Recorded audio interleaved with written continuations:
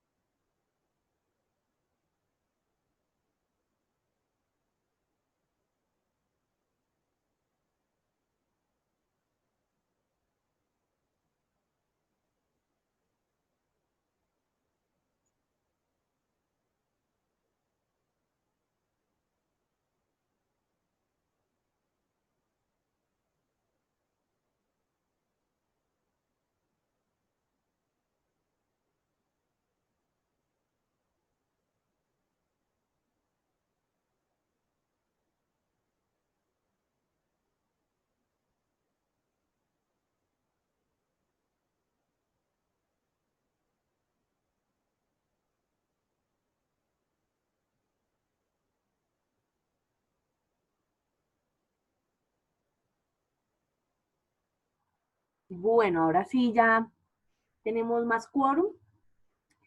Entonces vamos a iniciar. Muy buenos días para todos a quienes acaban de llegar. Espero que todos se encuentren muy bien. Vamos a iniciar con nuestra acostumbrada revisión de prensa. Entonces, perfecto. Por favor, levantemos la mano quienes hayamos traído noticia.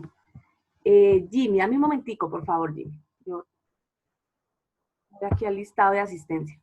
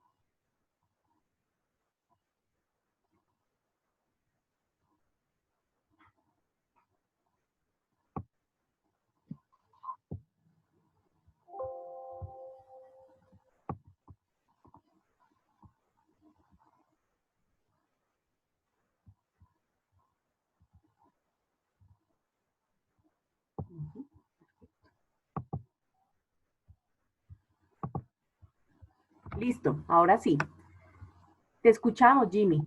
Nuevamente, buenos días. Buenos días, profe. Buenos días, compañeros. La noticia para el día de hoy es de la BBC News Mundo. Se titula La paradoja de América Latina.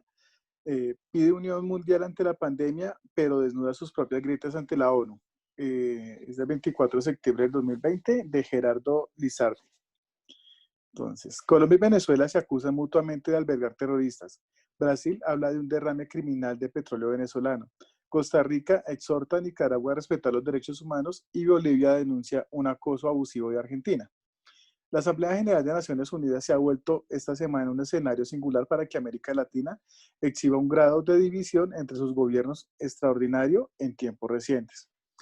Estas grietas latinoamericanas asoman en momentos en que la región es, junto con Asia, la más golpeada del mundo por pandemia global de coronavirus, con más de 325.000 muertos, y enfrenta una crisis económica sin precedentes que llevará a decenas de millones de personas a la pobreza, según estudios.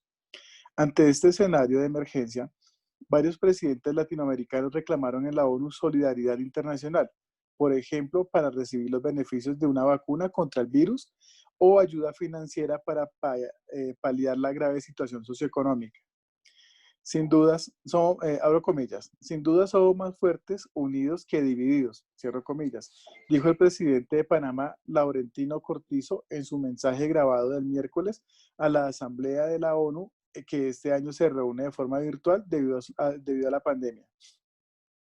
Sin embargo, la paradoja es que América Latina parece desafiar sus propios llamados a la unión entre naciones. Discordia en aumento. La creciente discordia latinoamericana ya asomaba de diferentes formas en las últimas semanas y tiene consecuencias concretas. Este mismo mes, la región actuó dividida en la elección del presidente del Banco Interamericano de Desarrollo y por primera vez en los 60 años de historia de la institución, habilitó que fuera electo para el cargo un estadounidense en vez de un latinoamericano. Impulsado por el gobierno de Donald Trump, el nuevo presidente del BID es Mauricio Claver Carón, un conservador republicano mejor conocido por el impulso de sanciones contra los gobiernos de Cuba y Venezuela, que por su acotada experiencia en desarrollo económico. Aunque Claver Carón prometió seguir la agenda que marque la Junta Directiva de Gobernadores del BID, algunos temen que incorpore consideraciones ideológicas o geopolíticas para conceder créditos a los países, justo cuando América Latina precisa más que nunca de ese gran prestamista regional. Las desavenencias latinoamericanas emergieron más nítidas aún esta semana con el mayor foro de la diplomacia mundial. Como es tradición, la Asamblea Anual de la ONU fue inaugurada con un discurso del presidente de Brasil, Jair Bolsonaro, quien dijo el martes que su país fue víctima de un derrame criminal de petróleo venezolano vendido sin control. Se refería a un vertido que afectó a buena parte del litoral brasileño en 2019 y por el cual las investigaciones no han señalado responsables, pese a las sospechas de que el crudo provenía de Venezuela. Bolsonaro también dijo que su país ha recibido a casi 400.000 venezolanos desplazados por la grave crisis política y económica generada por la dictadura bolivariana, aunque los datos oficiales divulgados sugieren que esa cifra es menor. El presidente de Colombia, Iván Duque, afirmó a su vez que el régimen dictatorial del presidente venezolano Nicolás Maduro se sostiene con los recursos del narcotráfico, alberga terroristas y es una amenaza constante para la democracia en la región. Pero al día siguiente Maduro devolvió la acusación al afirmar que en mayo Venezuela enfrentó un intento de una incursión marítima de un grupo de mercenarios y terroristas financiados por el gobierno de los Estados Unidos y entrenados en territorio colombiano, con el apoyo total y absoluto de los gobiernos estadounidense y de Colombia. Trump y Duque negaron en el pasado haber dado respaldo a esa incursión que, según Venezuela, acabó con 8 muertos y varios detenidos, incluidos 2 ciudadanos estadounidenses. Por otra parte, un informe de la ONU señaló la semana pasada a Maduro y a otros miembros de su gobierno como responsables de crímenes de lesa humanidad. Pero en su alocución ante la asamblea de la organización, el mandatario evitó admitir errores y en cambio acusó a Colombia, Brasil, Ecuador, Perú y Chile de aplicar políticas xenófobas contra los migrantes venezolanos y fracasar en su respuesta a la pandemia de COVID-19. La presidenta interina de Bolivia, Yanine Áñez, denunció por su lado un acoso sistemático y abusivo del gobierno de Argentina y cuestionó que este país dé asilo al expresidente boliviano Evo Morales, quien enfrenta distintos procesos y dice ser víctima de una persecución política. ¿Cuál es la autoridad que tiene el gobierno de Argentina para amparar una conspiración violenta de Evo Morales contra la democracia boliviana desde suelo argentino? Preguntó Áñez.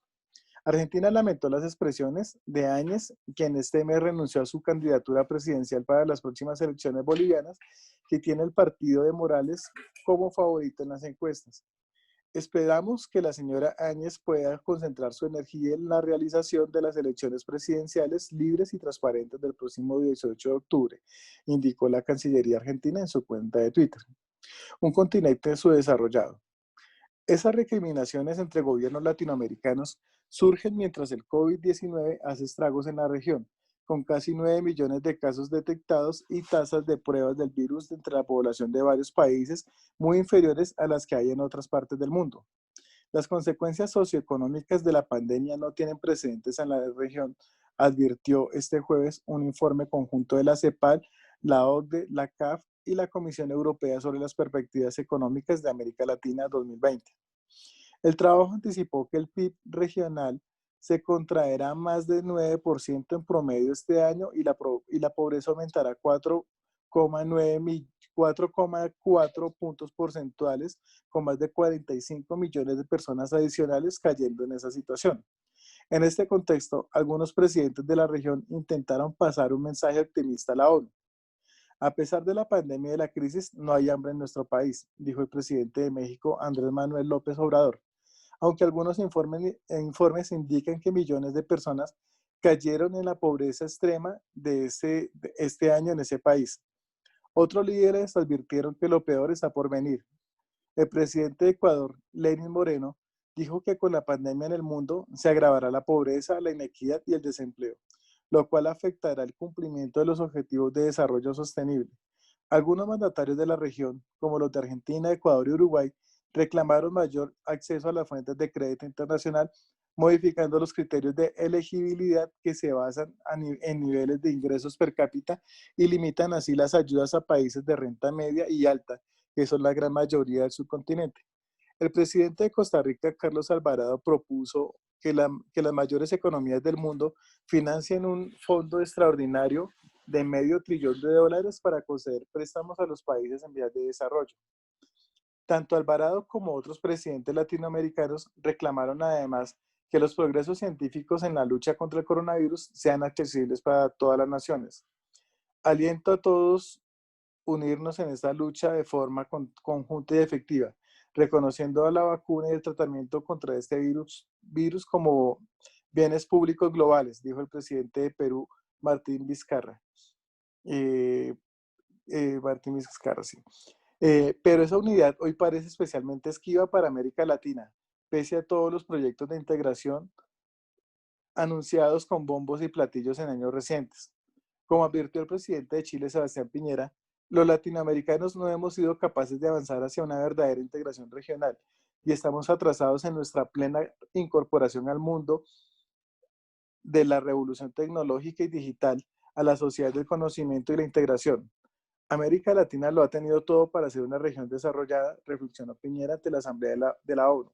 Sin embargo, agregó, seguimos siendo un continente subdesarrollado, con casi un tercio de su población viviendo en condiciones de pobreza y esta pobreza va a aumentar producto de la crisis del coronavirus. Esa es la noticia, profe.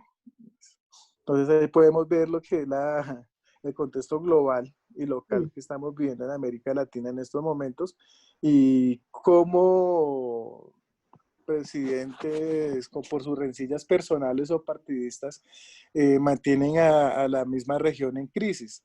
Además de que utilizan esas supuestas rencillas como cortinas de humo para ocultar las problemáticas internas en cada país. Y lo hemos visto acá en Colombia, que nuevamente la crisis social interna que tenemos en estos momentos con los movimientos sociales que están emergiendo contra el gobierno, el mismo gobierno sale a atacar a esa Venezuela y sale con su discurso en contra del gobierno venezolano, de que es un gobierno tirano, un gobierno dictatorial, violador de derechos humanos, cuando está sucediendo lo mismo acá en Colombia.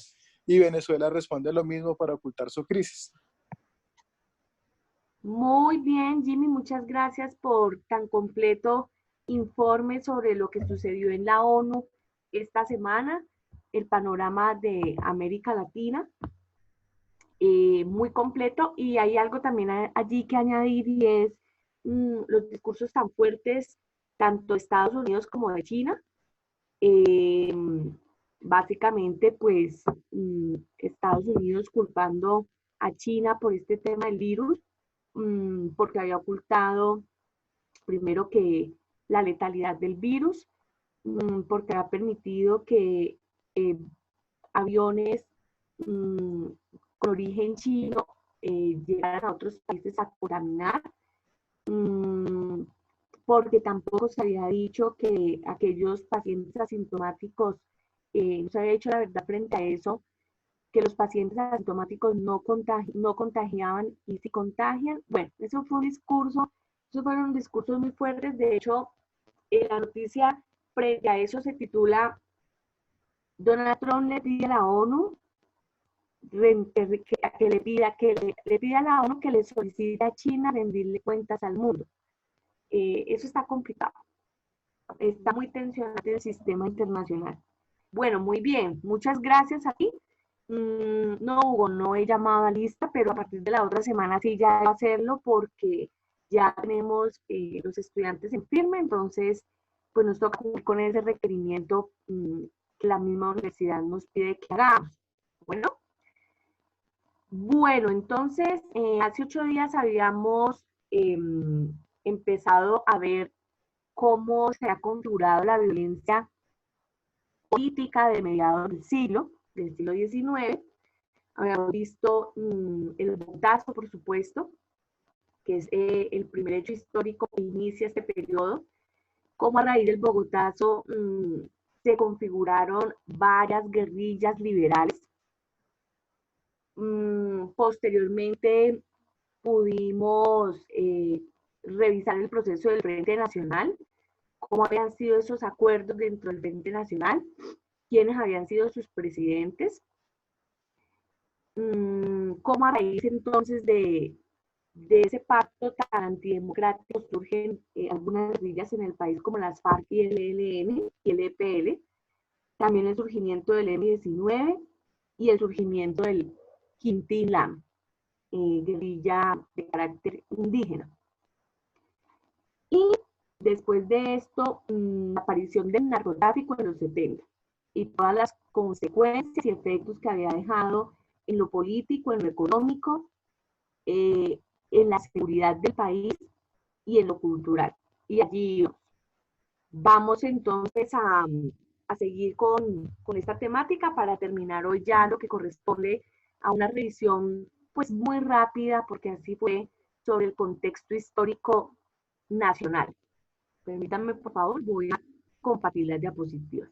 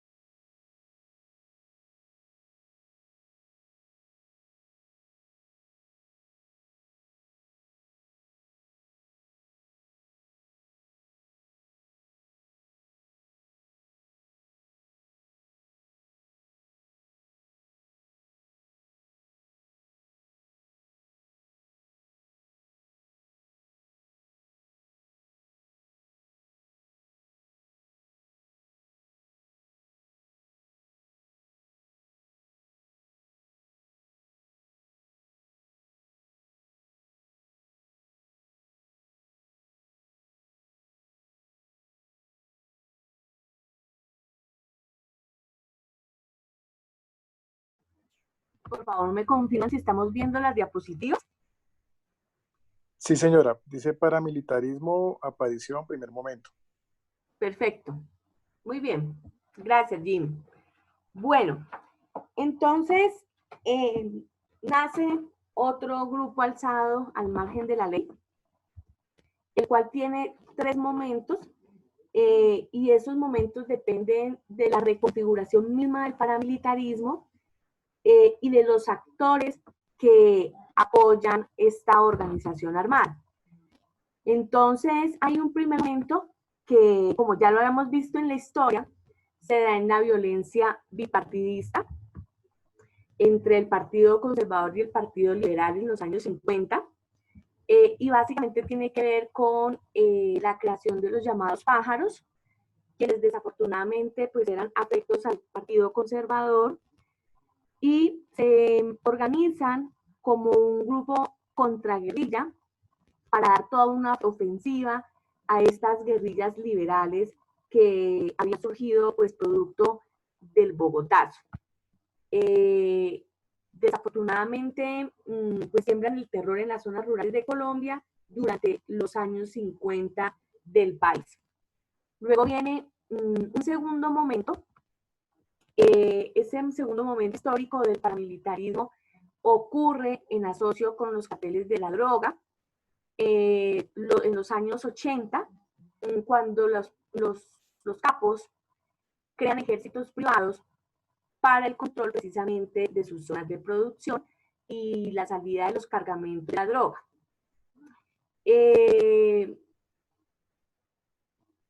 Hay una cantidad de asesinatos selectivos y de masacres, precisamente para disputarse los territorios controlados por las guerrillas, en donde los carteles de la droga tenían sus principales cultivos de droga. Jimmy, ¿quería decirme algo?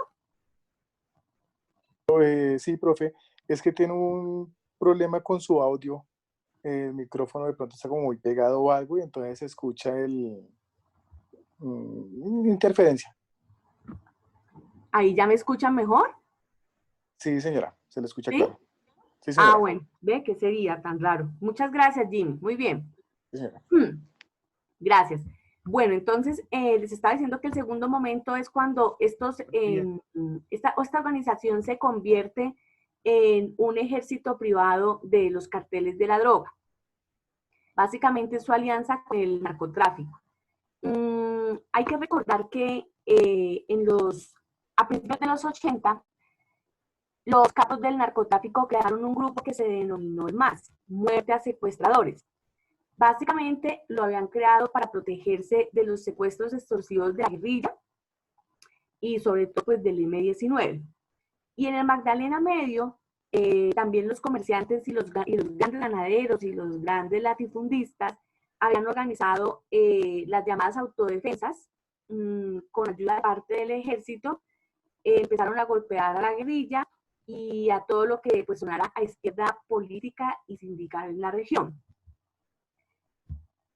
Luego viene un tercer momento, y es cuando los paramilitares se convierten en ejércitos privados de algunos sectores de la industria y la ganadería.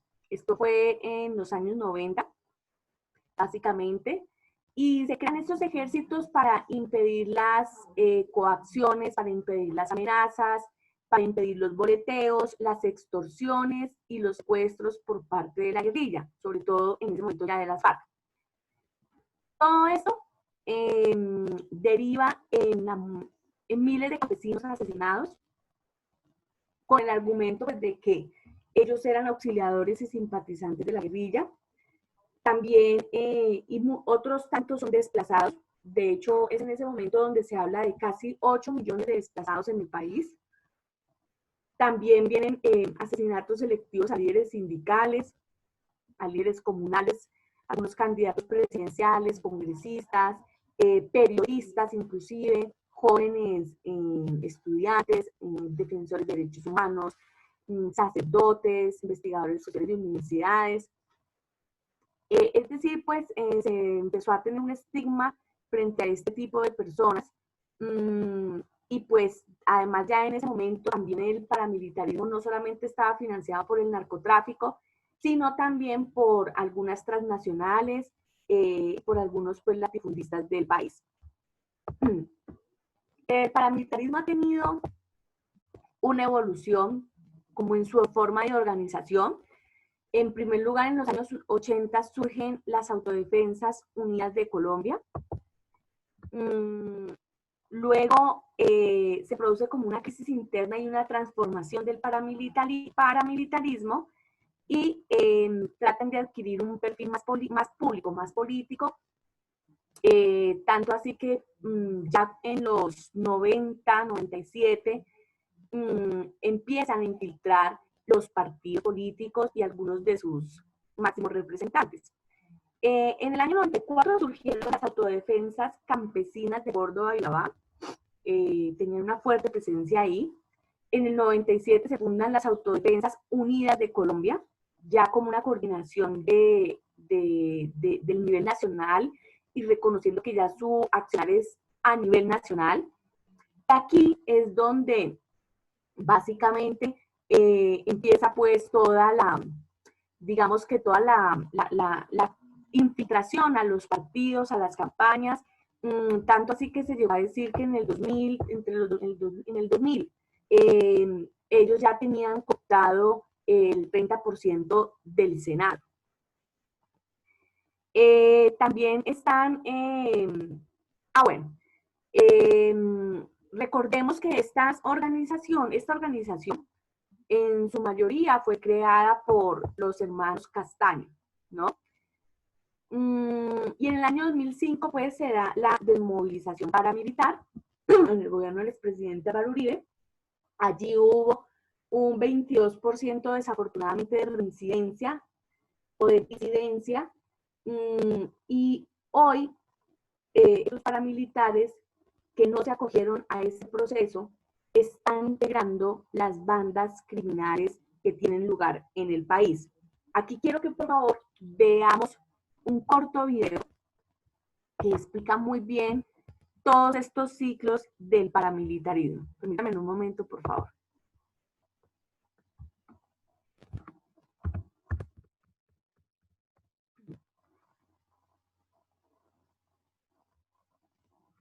As teenagers, we're really cocky and we're like, oh, we're done, you know, we're grown.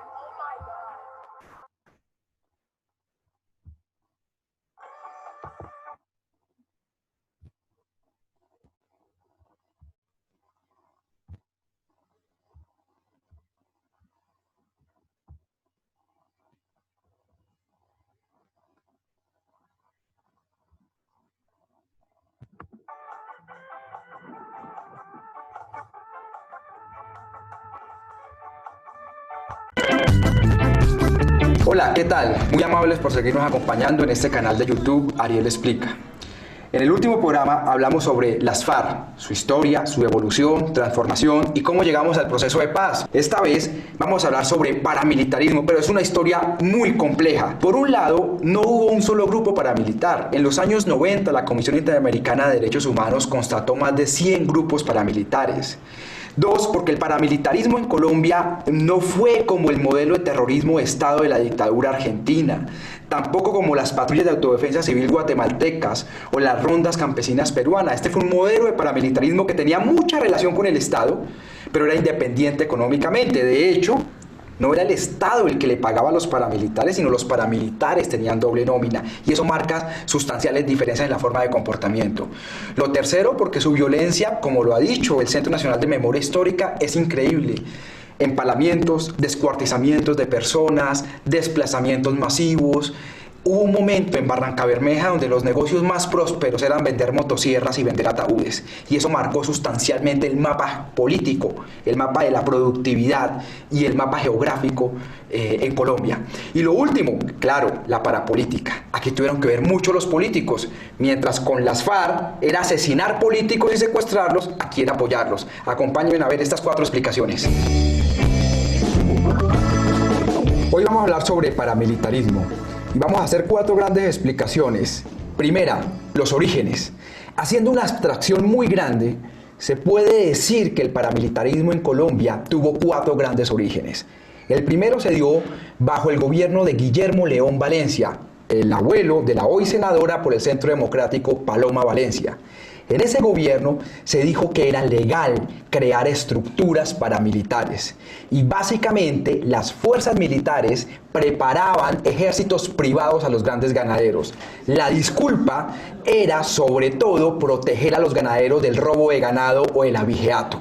Eso se da en los años 60, 70, hasta primera parte de los 80. En los 80 se da el segundo origen, y es que las guerrillas comienzan a tener el secuestro como una práctica sistemática para recaudar fondos. Y en ese momento surgían unos nuevos ricos. Esos nuevos ricos eran narcos. Entonces se secuestra a la hermana de los Ochoa, miembros del cartel de Medellín. Y en ese momento Pablo Escobar decide crear una estructura paramilitar para combatir a las guerrillas que estaban secuestrando. Y se crea el MAS, o Muerte a Secuestradores. Para primera parte de los 80, ya el paramilitarismo tenía el apoyo de las fuerzas militares, de los ganaderos y de los narcos. El tercer origen se da con la elección popular de alcaldes y gobernadores entre 1986, 1987, 1988. Hasta ese momento, los alcaldes y gobernadores por los cuales ustedes votan no se elegían popularmente. Los escogía el gobierno, el presidente y el gobierno, el partido que ganaba la presidencia, y lo repartía en una estrategia de unos a los conservadores, otros a los liberales. Cuando se da la elección de alcaldes por elección popular de alcaldes y gobernadores, entonces lo que hace la clase política es que ve un riesgo. Dicen, vamos a perder el poder, nosotros que siempre hemos mandado, nos van a quitar las alcaldías y las gobernaciones. Entonces los políticos buscan a los narcos y buscan a los paras para matar a la competencia política. Eso se conoció como la estrategia de la guerra sucia, y una operación donde participaron agentes estatales, narcos y paramilitares, que se llama el Baile Rojo. Más de 4.000 miembros de la UP fueron masacrados, pero no solo la UP, muchos otros. Para finales de los 80, entonces los paras ya tenían el ejército, tenían los ganaderos, tenían los narcos y tenían la clase política.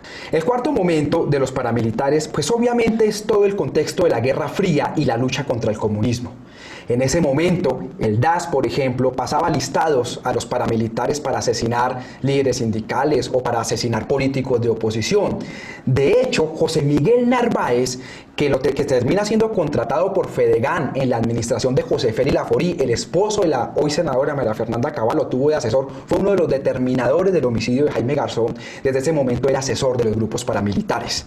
También en ese momento estaba toda la lógica de los contratistas y mercenarios. Jair Klein estaba trabajando para los grupos paramilitares, y existía toda la lógica de limitar todo lo que fuera oposición, porque eso era comunismo y era de izquierda. Así, para 1997, el paramilitarismo tenía el apoyo de parte de las fuerzas militares, los ganaderos, sectores políticos, élites políticas locales y regionales y narcotraficantes. Así Carlos Castaño crea en 1997 las Autodefensas Unidas de Colombia. De hecho, Castaño era miembro del cartel de Medellín, pero terminó trabajando para el DAS y para los Pepes o perseguidos por Escobar, bajo el alias o el seudónimo de Alecos. Una vez cae Escobar, el Estado prácticamente legaliza todos los ejércitos de los Pepes, luego pasan a llamarse las famosas Convivir, y una vez se ilegalizan las Convivir, entre el año 96 y 97, casi unos días después, se crean estas Autodefensas Unidas de Colombia. Y en ese momento se lanza la primera gran ofensiva paramilitar. Obviamente, y esta es la segunda explicación, grupos paramilitares hay desde los años 60, como les dije en la introducción, y la Comisión Interamericana de Derechos Humanos identificó más de 100. Pero su principal ofensiva y su articulación en una federación se dio en 1997 con el mando de Carlos Castaño y con las Autodefensas Unidas de Colombia. En ese momento lanzan una ofensiva por todo el país, y eso es lo que muchos llaman que fue la verdadera guerra en Colombia. Más de 8 millones de desplazados, personas que les quitaban las cabezas, los descuartizaban, empalamientos, fue toda esa ofensiva. Y aquí hubo 3 características. 1, el campo arrasado. Los paramilitares llegaban y quemaban casas, como esta noticia del Tiempo. Para el caso de Ituango, quemaron 100 casas. Y decía uno de los hermanos Castaño, Fidel, nosotros llegamos y arrasamos con todo. Los que se van es porque tienen que ver y los que se quedan tienen que trabajar con nosotros. 2, unos temas que llamaban homicidios ejemplarizantes. Cortaban cabezas, violaban mujeres. Como les decía también en la introducción, en Barranca Bermeja, donde operaba el bloque Central Bolívar, uno de los negocios más rentables era vender motosierras. En Putumayo había un comandante paramilitar que le decían el alias de motosierra. Y ese tipo de violencia indiscriminada contra la población pues causaba adhesión. Nadie podía protestar o decir algo porque inmediatamente le cortaban la cabeza o lo desmembraban. Y lo tercero muy importante es que eso causó una homogenización política. Es decir, los paramilitares con toda esa cantidad de desplazamiento podían direccionar esta población para que votara por X o por Y candidato. Ese es el origen de lo que se entiende como parapolítica, la captura de la representación política de los cuerpos uninominales y plurinominales en el Estado colombiano. Tercera explicación. ¿Se acuerda que en el programa pasado hablamos de las FARC y el tema de la FARC política? La FARC política era secuestrar, asesinar y obligar a renunciar candidatos. Hubo algunos casos de apoyos, pero en general era sabotear. Y la vez pasada lo vimos esa explicación. La parapolítica era diferente. No se trataba ni de secuestrar ni de asesinar, sino de apoyar candidatos. Entonces, cuando los paramilitares tenían todo ese capital social, habían hecho toda la homogenización política, muchos de ellos deciden pactar con los políticos. Se da el famoso Pacto de Ralito. Y más de 60 congresistas de la bancada del gobierno en ese momento de Álvaro Uribe Vélez están hoy presos por relaciones con paramilitares y ya han sido juzgados. De hecho, ya muchos están libres y tienen a sus hijos lanzados en ese momento siendo congresistas, alcaldes y gobernadores. La parapolítica, entonces, fue un fenómeno en el que los paramilitares negocian con los políticos. Y era tanta la desconfianza de los paramilitares frente a los políticos que los obligaron a firmar pactos como Chibolo y Ralito. Los jefes paramilitares entonces dividían el territorio. El mejor ejemplo de esto fue Jorge 40, comandante del Bloque Norte, departamento del Cesar, que lo llamó distritos electorales. La zona del norte se le asignaba a un candidato, la zona del centro a otro candidato y la zona del sur a otro candidato. Ustedes aquí van a ver los ejemplos de Díez Malof o de Eleonora Pineda. Eran personas que en un municipio compitiendo contra centenares de candidatos a Senado lograban sacar el 80 o 90% de los votos. La pregunta aquí es, ¿para qué? ¿Para qué el paramilitarismo eligió más del 30% del Congreso? ¿Para ganar plata? Pues con un viaje de coca recogían mucho más de lo de un sueldo de un senador. De hecho, muchos paramilitares parapolíticos votaban de diferente forma las leyes, pero solo hubo un tipo de ley, donde todos los parapolíticos desobedecían sus partidos y votaban como bancada de la parapolítica. Ni siquiera fue la reelección de Uribe, aunque muchos de ellos la votaron, pero algunos no. Las únicas leyes que ellos votaron como bancada son las leyes de tierra, la ley de saneamiento de la propiedad, lo que reglamentaba las zonas y reservas forestales. Para ellos necesitaban legalizar todo el despojo de tierras, porque el paramilitarismo, con todos esos desplazamientos que hablamos en la segunda explicación y esa homogenización política, pues le quitó a los campesinos cerca de 6 millones de hectáreas. Miren estos datos de sentencias judiciales, no son estudios, son las sentencias que sacan los jueces. El paramilitarismo es responsable de más del 50% del despojo de tierra y la mayoría de ese despojo son a pequeños propietarios, no a los grandes terratenientes. Por alguna razón, los testaferros de los paramilitares le terminaron cediendo o vendiendo a políticos y empresarios que hoy tienen toda esa tierra despojada. Ellos se hacen llamar terceros de buena fe, es decir, que adquirieron la tierra pero que no sabían que todo eso estaba manchado de sangre. Y ellos por eso no quieren el proceso de paz y no quieren la justicia transicional porque les va a tocar devolver todo lo que se robaron. También por eso, la hoy senadora María Fernanda Cabal, que viene del gremio de los ganaderos, está promoviendo un proyecto de ley para legalizar todo ese despojo. El paramilitarismo, por tanto, cambió el mapa político porque desplazó mucha gente que después no pudo votar. Cambió el mapa de la productividad, sembraron palma y en general agroindustria. Y cambió el mapa de la propiedad, sobre todo en la costa atlántica, en el Urabá, en el Magdalena Medio. Miles de campesinos lo perdieron todo. Cuarta explicación. Como les dije en la introducción, Colombia, en su conflicto armado, creó una economía de guerra que hacía que los actores pudieran vivir sin la necesidad de financiamiento de potencias extranjeras o del Estado. El paramilitarismo entonces creó esa economía de guerra y no necesitaba que el Estado lo financiara. Tenían mucha relación, pero no dependía de las armas del Estado ni de los sueldos del Estado. Esto les dio mucha autonomía. Cuando las élites políticas ya habían robado toda la tierra que podían, habían asesinado toda la oposición, todo lo que les conté en las anteriores explicaciones, las élites políticas dijeron, ya no nos sirven, váyanse, ya hicieron el trabajo sucio, se tienen que ir. Y los paramilitares dijeron, un momentico, nosotros les ayudamos a ustedes, pero también queremos quedar con algo. Y entonces nacen las famosas BACRIM, hoy llamado Grupos Armados Organizados. Cuando se da la desmovilización paramilitar, cerca del 22% de los paramilitares reinciden. Comparemos, con las FARC la reincidencia llega al 14%, que está en estándares internacionales. Aquí fue el 22%. Pero incluso ese no era el problema. El problema era que cerca del 80% de los mandos medios reincidieron. Pirata, Cuchillo, Sebastián, Valenciano, todos ellos, Don Mario, todos ellos se habían desmovilizado y luego se rearmaron.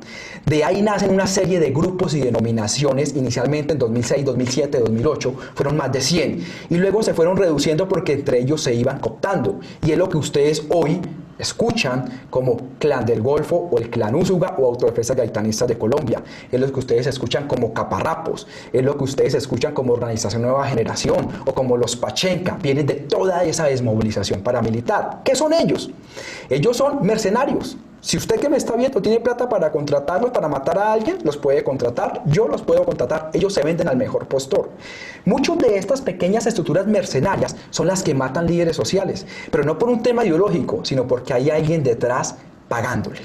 Esa es la herencia de esta guerra, que hasta la vida de una persona vale 500.000 pesos de un líder social, porque hay un montón de mercado negro de mercenarios que trabajan al mejor postor. Son como guardias pretorianas, como ejércitos privados. Yo sé que usted no me va a creer todo esto que le estoy contando. Le pido el favor que lea el informe del Centro de Memoria Histórica Basta Ya, que vea los libros que nosotros hemos escrito en la Fundación Paz y Reconciliación, que googlee, que mire las noticias, que haga un estudio y se dará cuenta que hay una relación perfecta entre clase política, paramilitarismo y violencia política, porque aquí en ese país el que piense diferente lo pueden matar.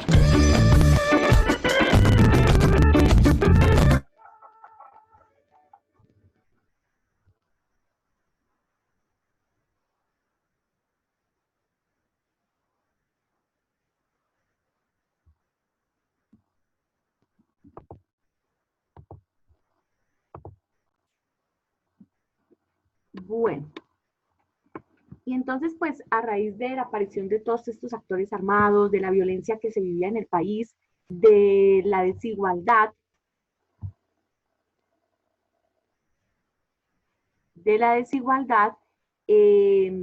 vamos entonces a revisar cómo llegamos a la Constitución del 91, ¿no?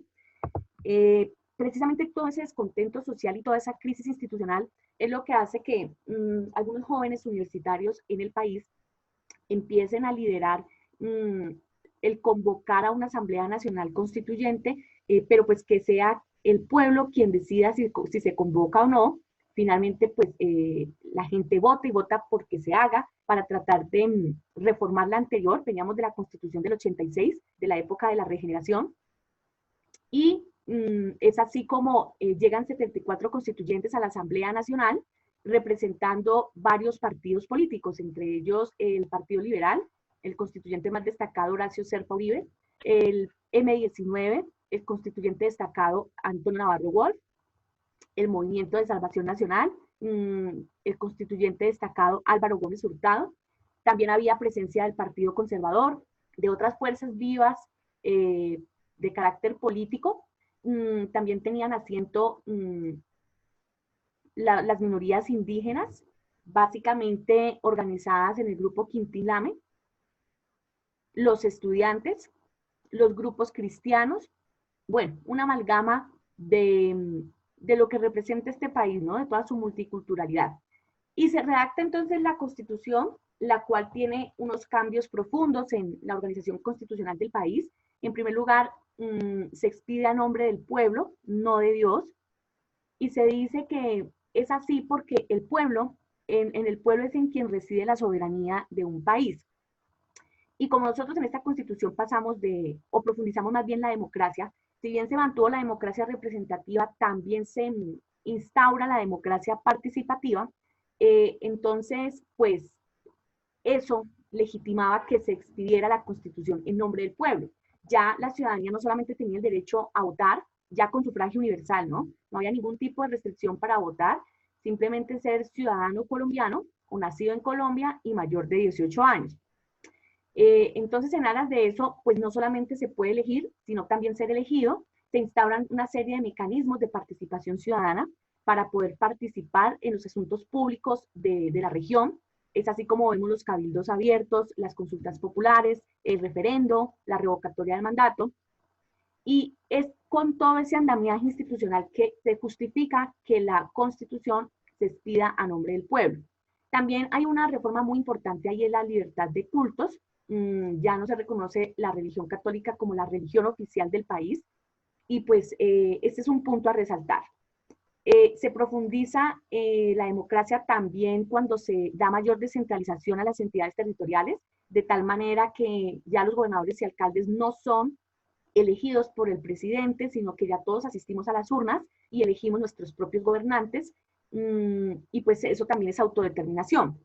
Y se constituye el Estado social de derecho, es decir, no solamente un Estado que esté sujeto a las leyes, como era el Estado de Derecho, sino que se le coloca este adjetivo muy importante que le da un carácter social al Estado, porque se considera que definitivamente el Estado debe tener un carácter intervencionista en la economía, y esa intervención debe ser más que todo para tratar de equilibrar la sociedad, debido precisamente a estas profundas inequidades.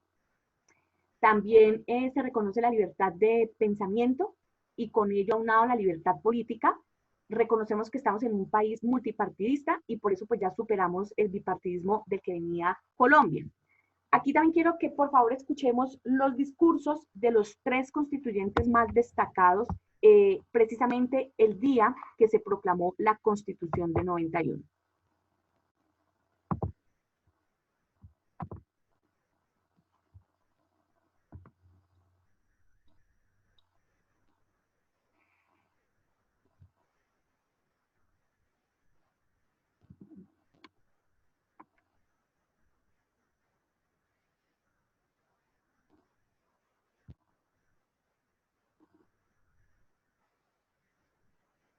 Buscando para todos.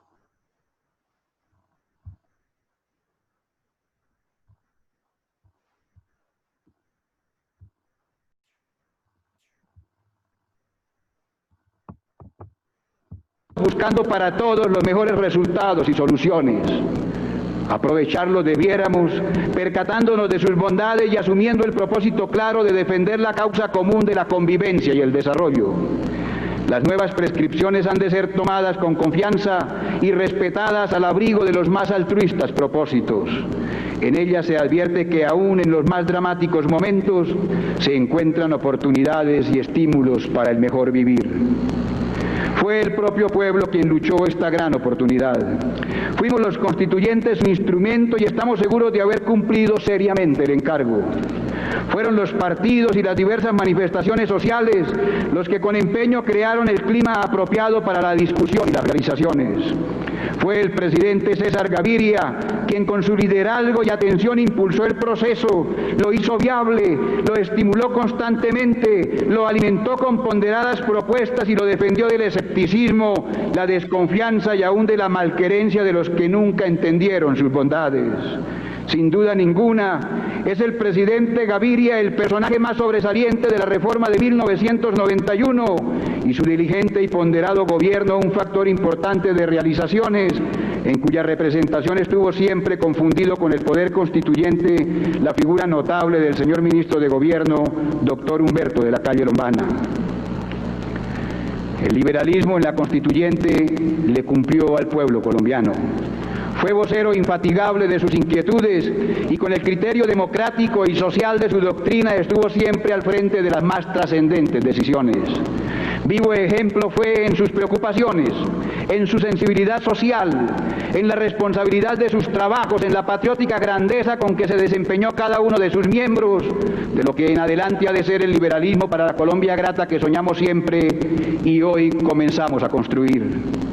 El mérito de este trabajo, que no vacilo en calificar de memorable, fue de la Colombia representada en estos queridos 74 colombianos, liberales, conservadores, de la Alianza Democrática M19, de Salvación Nacional, de la Unión Patriótica, del EPL, Quintín Lame y PRT, cristianos, indígenas, políticos y obreros, ricos y pobres, capitalinos y provincianos, intelectuales, campesinos, exguerrilleros, Colombia entera en el recinto de las más ponderadas deliberaciones, todos igualmente preocupados, todos igualmente bien intencionados, todos igualmente patriotas, produjeron un resultado de enorme beneficio, la posibilidad saludable de la paz. Ojalá llegue muy pronto para los colombianos y los 30 millones de hermanos que a partir de hoy comulgan con los propósitos inigualables de la Constitución de 1991, dispuestos estén a participar en la formidable empresa de convertir a Colombia en la patria convivente y justa que todos tenemos derecho a gozar. Que así sea por la grandeza de Colombia.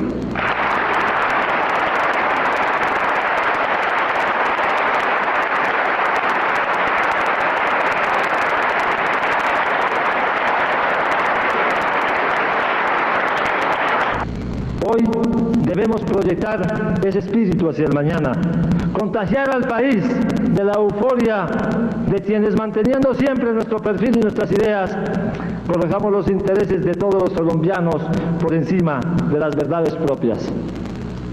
Propongámonos 5 metas nacionales para lo que puede ser este fin de siglo y entremos así por la puerta grande, hoy ya abierta al siglo XXI. Defendamos y profundizamos la renovación política que recoge la nueva Constitución. Tratémosla con el optimismo de un punto de partida hacia lo nuevo. Desarrollémosla a fondo. Usémosla como la herramienta vital para que el cambio político se consolide y los hechos del futuro no contradigan el júbilo renovador que hoy nos acompaña. Los constituyentes hicimos lo nuestro. Ahora nos toca a todos los colombianos desarrollar la carta presentada. Además, logremos y consolidemos la paz. Que sea para todos los colombianos una paz real, digna, justa y duradera. Las FARC y el ELN hicieron falta y siguen haciendo falta aquí, abajo, para hacer una paz donde la vida siempre florezca.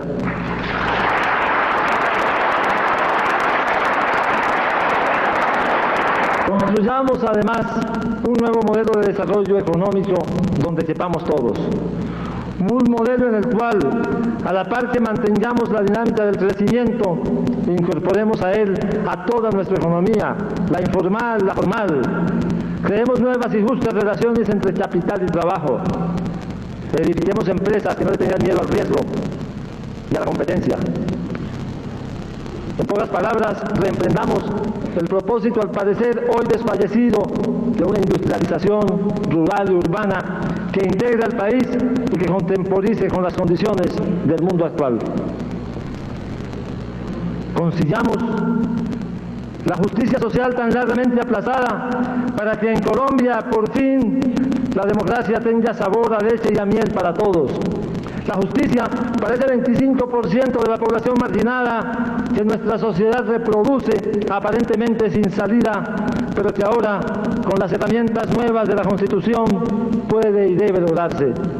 Y por último, avancemos con ahínco, con terquedad hacia la integración con nuestros más cercanos vecinos, con el continente sudamericano, con los hermanos de América Latina y también, ¿por qué no?, con la a veces incómoda, pero siempre presente potencia del norte sobre el respeto mutuo como base. Colombianos, cumplimos el mandato del 9 de diciembre. Pasamos las páginas de la historia cambiando 1886 por 1991. Las puertas del porvenir están abiertas y a través de ellas se asoma el nuevo país.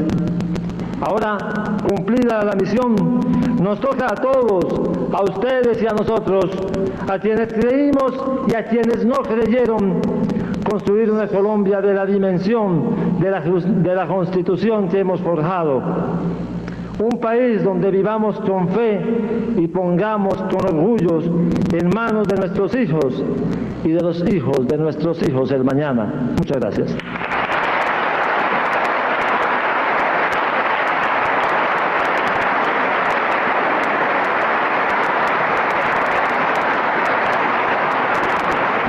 La Constitución tendrá que ser la fuente de toda la organización jurídica e institucional, pero queremos que signifique mucho más que eso, que sea considerada como la carta de navegación de la nacionalidad, como una ruta hacia lo nuevo, donde las apetencias abrumen a los resquemores. Quiso Dios propiciarnos esta oportunidad de contribuir a la grandeza.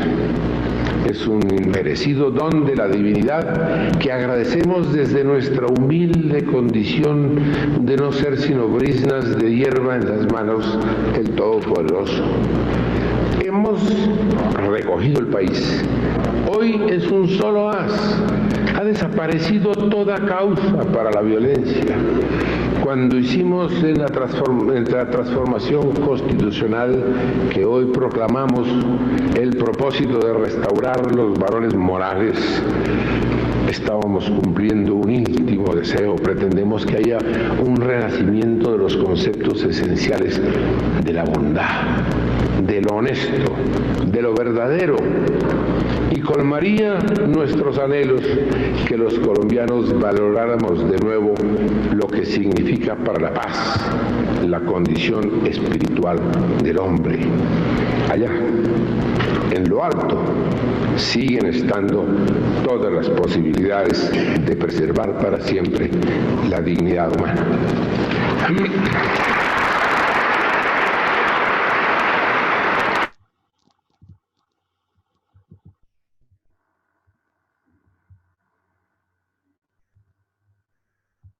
Bueno, muchachos, y con esto entonces finalizamos la sesión. La próxima clase vamos a entrar a revisar ya el contexto internacional, quiénes son los actores, cómo son las dinámicas y a qué se refieren las capacidades que tienen esos actores para interactuar dentro del sistema. Entonces, voy a dejar una actividad con relación a ese tema. Hoy la estoy programando, tendría 8 días para presentarla y con la monitora, por supuesto, les hago llegar toda la información al respecto. Bueno, no sé si tengan alguna pregunta antes de finalizar. ¿O todo claro? Por mi parte no, profe, gracias. Gracias, Jimmy. Todo claro, profe. Gracias. Bueno, muy bien, entonces Gracias, profe. un abrazo para todos, un muy buen fin de semana, que descansen. La otra semana es la semana académica, recuerden, para estar como muy activos en la programación. Y nos vemos en 8 días si Dios quiere. Profe, Un qué abrazo. pena, una pregunta. Gracias, profe. ¿Alguien me quería preguntar algo, perdón? Hola, profe, buenos Hola, días. Ever. ¿Cómo está? ¿Cómo le ha ido? Bien, gracias. Profe, qué pena, una preguntita, es que no le escuché hasta cuándo teníamos plazo para entregar la ¿La tarea. actividad? 8 días. Listo, profe, muchas gracias. Vale. Un Que estén muy abrazo. bien, hasta luego, compañeros. Cuídense Chao. mucho. ¿En qué Chao. semana se carga?